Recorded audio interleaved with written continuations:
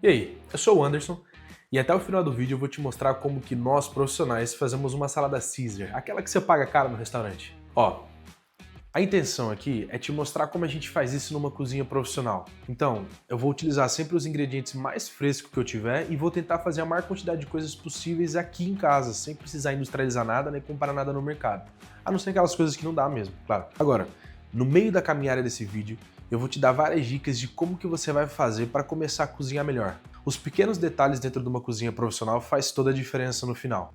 O que eu quero te mostrar é como nós profissionais fazemos as coisas dentro das nossas cozinhas, mas de uma forma simples trazer aqui para dentro de casa, trazendo sempre o sabor profissional, mas com a simplicidade de casa. No meio do caminho desse vídeo eu vou te dar várias dicas para você começar a cozinhar igual um profissional. Então, antes de tudo, antes de você começar a receita, antes mesmo até de ir ao mercado, pega um papel e uma caneta e escreve o que você vai fazer.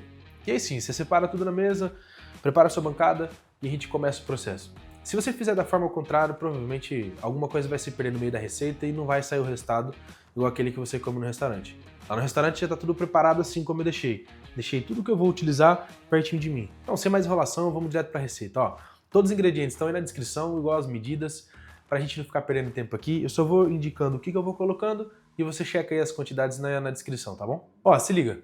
Ao invés de utilizar peito de frango para minha Caesar, que ele é meio seco, eu vou utilizar aqui o sassami, ou lombinho de frango, ou filezinho de frango, depende da sua região como é chamado aí.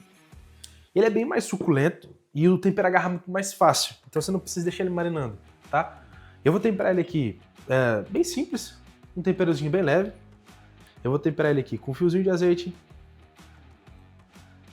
E essa carne desse frango é muito mais suculenta que o peito, até porque ela é um pouco maior, um pouco mais grossa, mais alta, aliás, né? Então ela consegue manter muito mais a suculência. Então azeite, pimenta preta ou pimenta do reino, salzinho, mostarda em grãos. Isso aqui vai dar uma diferença bem legal, cara. Dá uma picânciazinha, um amargor legal. Eu vou colocar também uma pitadinha de páprica para dar uma corzinha legal na hora que ele for para a frigideira. Suco de meio limão ou lima, o que você tiver. Aqui o que eu estou usando é o limão siciliano, mas você pode usar o que você tiver aí.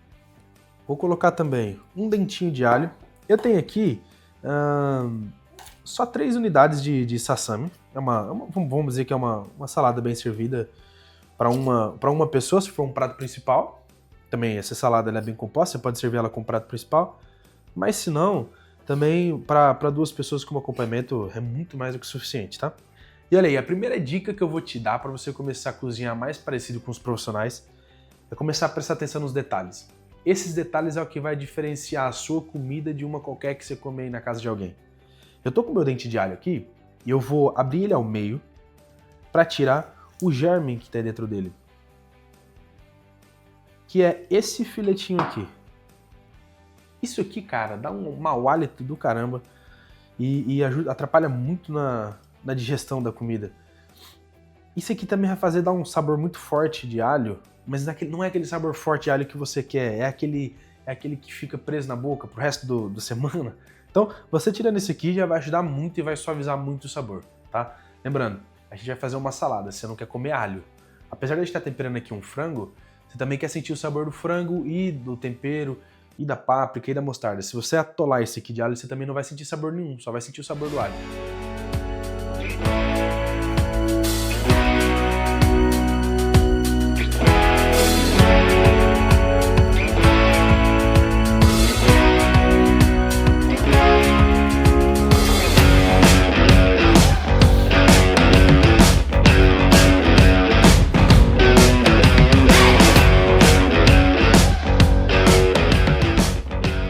Bom, meu alho já tá picado lá pra dentro.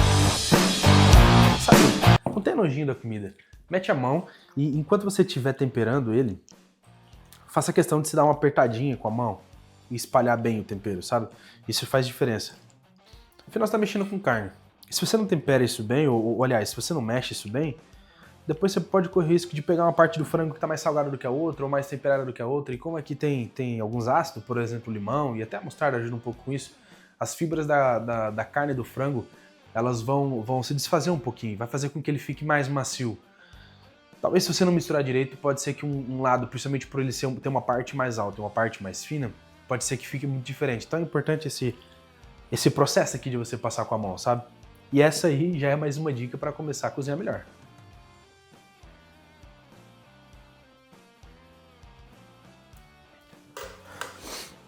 Olha, meu frango já tá ali descansando.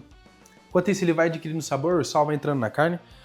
Eu vou preparando agora um outro processo também que demora um pouco mais, mas aqui você tem que ter muita atenção, cara. A gente vai fazer os nossos croutons caseiro. Mas aqui, se você vacilar por um minutinho com ele no forno, ele queima, tá? Eu gosto de utilizar esses pãozinhos brioche, que ele tem bastante manteiga, e essa gordura ajuda ele a ficar crocante, tá? Então evita você utilizar esses pães muito secos aí, ou com muitos cereais, porque pode ser que o cereal queime antes do pão ficar crocante, tá? Eu gosto de utilizar esse aqui brioche, mas também você pode utilizar algum pão... Aliás, você pode utilizar qualquer pão, desde que ele não seja muito novo. É legal você utilizar aí um pão adormecido, até um pão francês, dá pra você utilizar na boa, desde que ele não seja muito novo. Porque senão você vai desperdiçar também um pão bom pra colocar no forno e deixar ele seco, tá?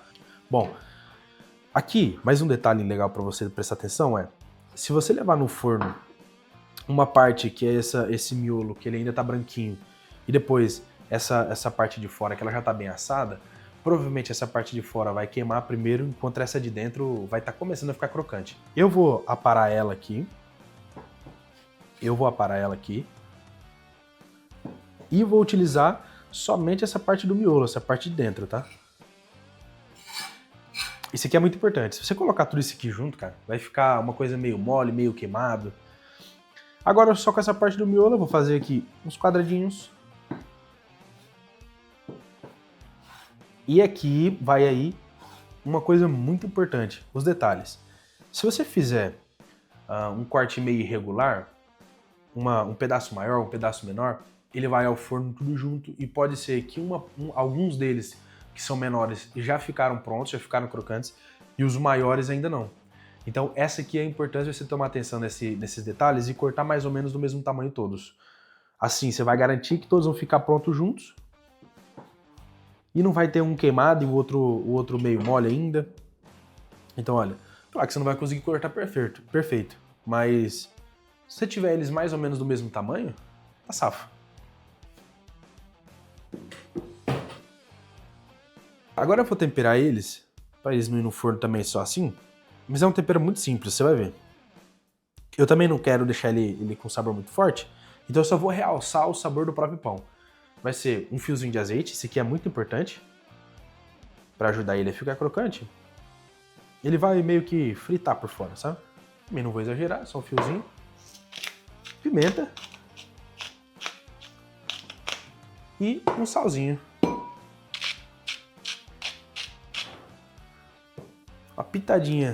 Uma pitadinha de orégano.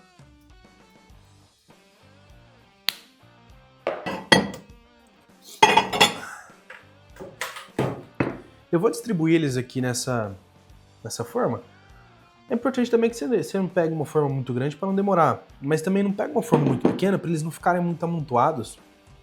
E aí vai acontecer a mesma coisa, tá?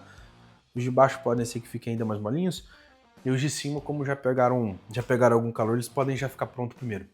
Eu vou levar esse aqui no forno por volta aí de no máximo uns 10 minutos. O forno tem que estar pré-aquecido a 200 graus, tá bem? Muito importante aqui, cuidado com você que tem esse forno com grill em cima. Cuidado se ele estiver ligado, cara, provavelmente o de cima vão tostar assim coisa de 2 ou 3 minutos e vai acabar com tudo, tá? Ó, croutons no forno, nosso frango tá temperado, praticamente 90% aqui tá pronto. O que a gente vai fazer agora é basicamente o molho, que é aqui o coração da receita. Se você errar aqui, e aqui é fácil de errar, você tem que começar de novo, tá? Aqui é muito importante. Aquela primeira dica que eu dei pra vocês, que é, antes de começar qualquer tipo de receita, vê se você tem tudo que você precisa para você não ter que parar no meio do caminho. Por quê? O que a gente vai fazer aqui agora é uma emulsão. A gente vai juntar uma gordura com algum líquido. Se você parar isso no meio do processo, pode ser que você perca tudo, tá? É aquele mesmo estilo da maionese. Se você bater demais ou bater de menos, ou a temperatura subiu ou abaixar demais, cara, você perde. Então aqui tem que ser um movimento exato. Então você não vai poder parar nesse momento para lembrar que você tem que buscar alguma coisa na geladeira. Deixa já tudo perto de você, tá bom? Eu vou fazer isso agora. Pra gente começar nosso molho, eu vou adicionar um dente de alho, naquele mesmo esquema que eu te falei, tá? Tira sempre o germe, vai deixar muito mais suave. E aqui um detalhe, como a gente está utilizando alho cru, eu vou utilizar só metade, tá? Então eu peguei aqui o alho, no meio dele, um germenzinho, que é por onde vai crescer, né, o outro. Primeiro eu vou cortar aqui em lâminas, para ficar mais fácil. Depois que eu vou juntar todo ele aqui no meio, e agora, com a parte do meio aqui em cima da minha faca, também você pode fazer aqui, mas eu acho mais fácil fazer aqui, você vai amassar esse alho e puxar. Ele vai virar uma pastinha quase que na hora, se liga.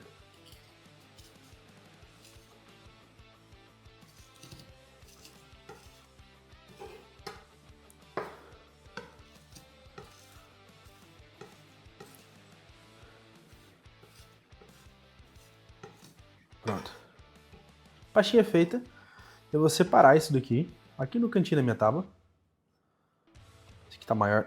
Deixa eu amacerar ela. Anchova é um peixinho em conserva extremamente salgado.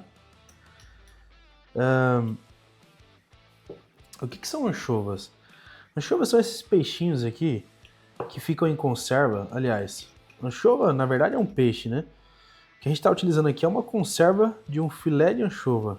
Esse aqui já utilizei ela um pouco, mas aqui ó, uns filetezinhos de peixe bem pequenininho que ele fica extremamente salgado aqui nessa conserva, tá?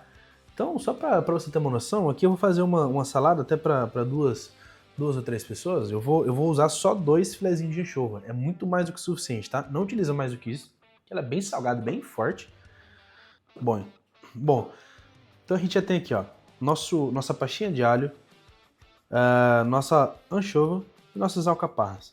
Aqui é muito importante, cara, você achar o equilíbrio entre as quantidades, porque esse molho realmente é forte, tá? Se você começa a acrescentar aqui muito mais coisa de uma do que da outra, você pode perder totalmente o equilíbrio do molho, beleza?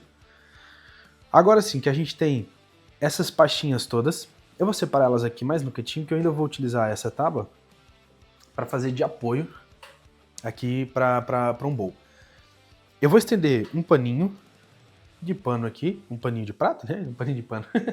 Um paninho de prato aqui, pra gente apoiar um bowl, tá? E é nele que a gente vai bater nosso molho. Pronto. O importante aqui é que ele esteja bem seguro para ele não escapar, não ficar balançando, porque a gente vai bater ele com fouet. Uma gema de ovo. Eu vou adicionar sal e pimenta já nessa gema. E depois a gente acerta no final, tá? Se for preciso. Então sal e pimenta. E já vou misturar ela. Eu já vou entrar aqui com azeite. E aqui é muito importante uma coisa.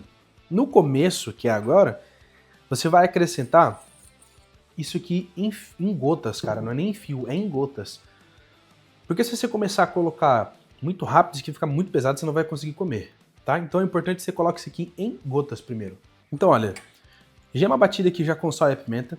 Eu vou acrescentar uma colherzinha aqui, mais ou menos, de água. Vou acrescentar aqui mais ou menos uma colherzinha só, pouca coisa. E vou misturar também. Começar a despejar o azeite. E aqui é importante que esse azeite seja despejado bem devagarzinho. Eu vou fazer isso em gotas e depois eu vou passar isso a fio. Então, a gente vai começar a fazer uma emulsão. E quando a gente começar, a gente não pode parar. Tá? Então, nesse momento, é bom que você já tenha deixado tudo organizado na sua bancada. As suas pastinhas já estejam todas prontas. Porque depois que você começar, se você parar, pode desandar tudo. Tá bem? Então, vamos começar isso. E acompanhe aqui a quantidade de azeite que vai no começo.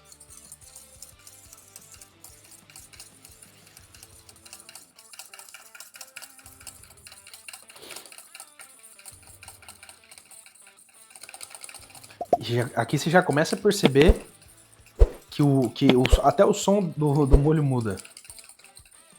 Ele já vai encorpando. É bom você também fazer isso aos poucos, que você consegue ver quando parar com azeite sem exagerar, sem deixar isso muito pesado. Eu já consigo ver que o molho está mudando a consistência.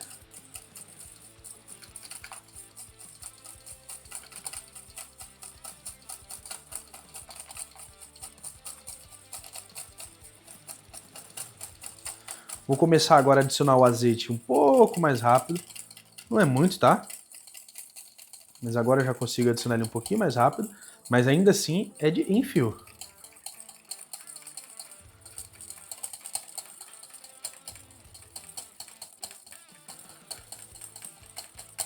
Olha aí.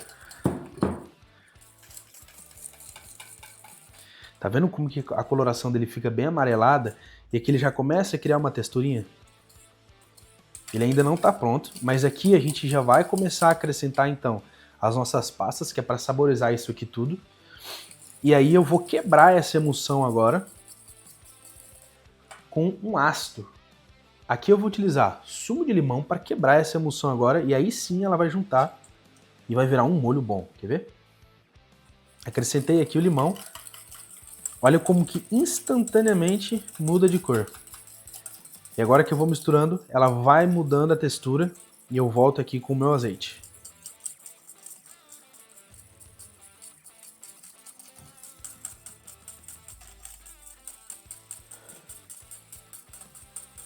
Olha que textura bonita que isso aqui vai ganhando.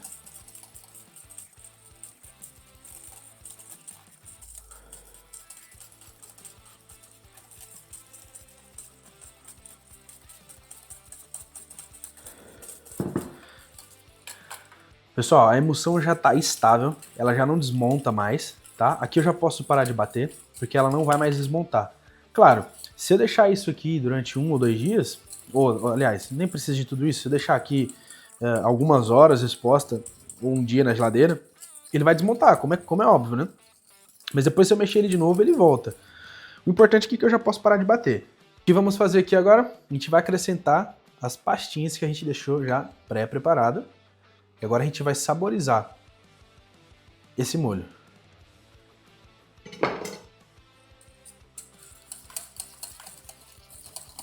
Ele vai mudar completamente a cor. E aqui é importante que você pode acrescentar até um pouquinho de força no fouet, que é para você apertar bem essa anchova e essas alcaparras para que elas soltem os seus óleos e todo esse sabor da conserva.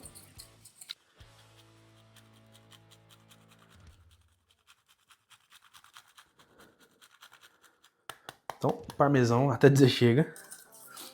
Claro, sem exagero. Mas olha como que muda totalmente o corpo desse molho aqui, ó. Ele dá uma engrossada boa, cria um corpo legal. E aqui, cara, esse aqui, a parte do parmesão é um pouco a gosto, é claro. Se você quer um molho mais encorpado e com sabor um pouco mais, até um pouco mais equilibrado, por conta que a gente tem aqui bastante acidez do limão e das alcaparras, você pode acrescentar sim mais um pouco de parmesão. Se você prefere um molho mais líquido, não coloca tanto parmesão. Eu vou acrescentar mais na minha, eu adoro. O importante aqui é que você rale ele bem fininho, tá? Não faz aquele movimento grande, senão você vai fazer umas lascas muito maior. Vai ficar ruim para você mexer. Como que eu sei que eu cheguei na textura que eu queria? Bom, o primeiro sinal aqui é que também a espuma que vai se formando entre a gema de ovo e a água, ela some. A espuma some e dá lugar aqui a esse molho homogêneo. Ele é um só, ele não divide. Se você está deixando ele parado por 1 ou 2 minutos e ele começa a dividir, falta a mão aí. Você precisa bater mais um pouco. Não acrescenta mais azeite, só vai batendo bem rápido para ver se ele ainda tem jeito, se ele ainda volta, tá? Então o segredo aqui é deixa ele parado um pouquinho e ver se ele vai separar. Se ele dividir a água e o óleo, tá errado. Você precisa bater mais. Se for o caso, acrescentar talvez mais um pouco de limão para ver se salva, senão você tem que começar de novo, tá bom? Então, ó, se liga, antes da próxima dica, eu vou pedir para que você se inscreva aqui nesse canal, apertando no botãozinho vermelho, deixa um like e deixa um comentário. Você já sabia dessas dicas todas que eu tô te falando? Então a próxima dica é, não é só aquele churrasco que você tem que deixar a carne descansando. Eu vou deixar essa carne aqui descansando mais ou menos uns 2 minutinhos antes de eu cortar ela, para que toda essa gordura, esse líquido que tenha dentro dessa carne não saia todo para fora quando eu cortar, tá? Vou deixar ele aqui descansando por 1 minutinho e já venho. Cara, se liga aí. Que surreal que tá esse aqui. Olha esse aqui.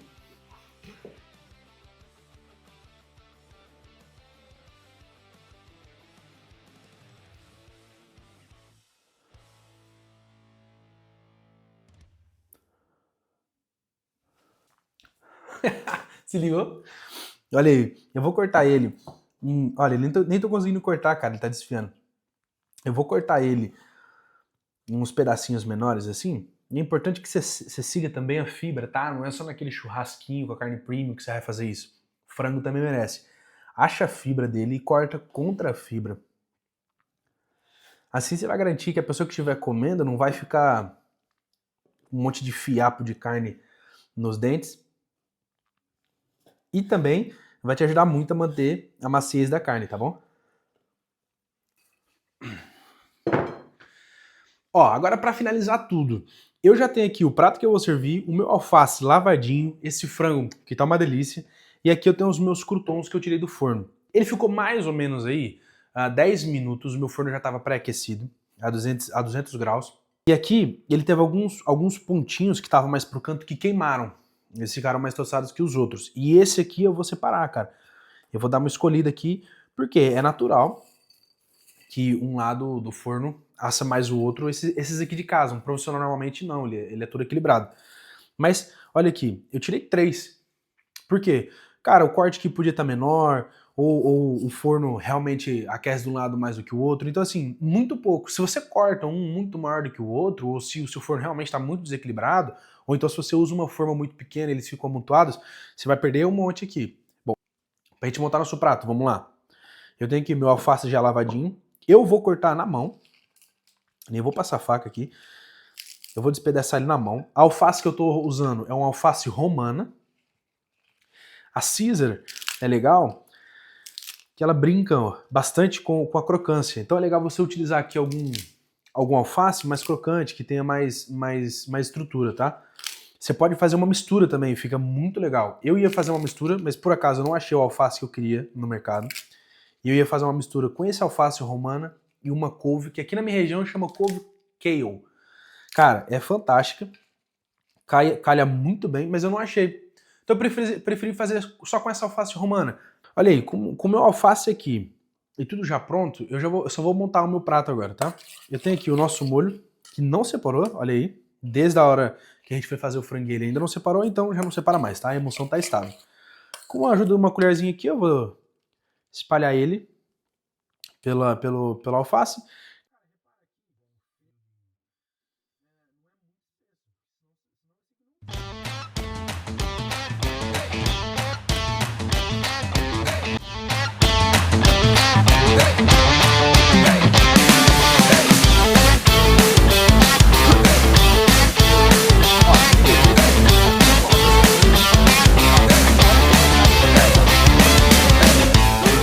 Também ajuda nesse processo. Ele vai dar uma esfriadinha e vai ajudar a não murchar o alface, que ele também não vai estar muito quente. E aqui, o meu crouton. E aí que eu vou fazer uma coisa legal, ó. Eu vou dar uma esfarelada nele também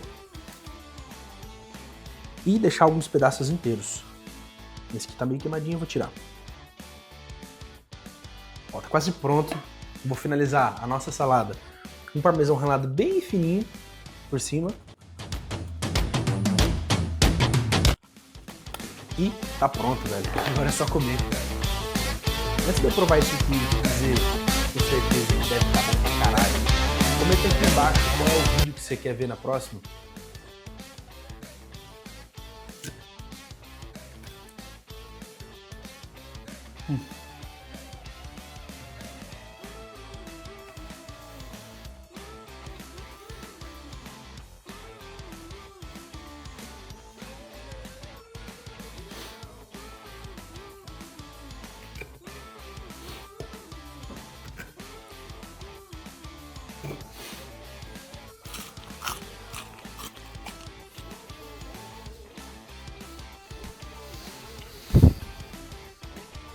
Bom pra caralho.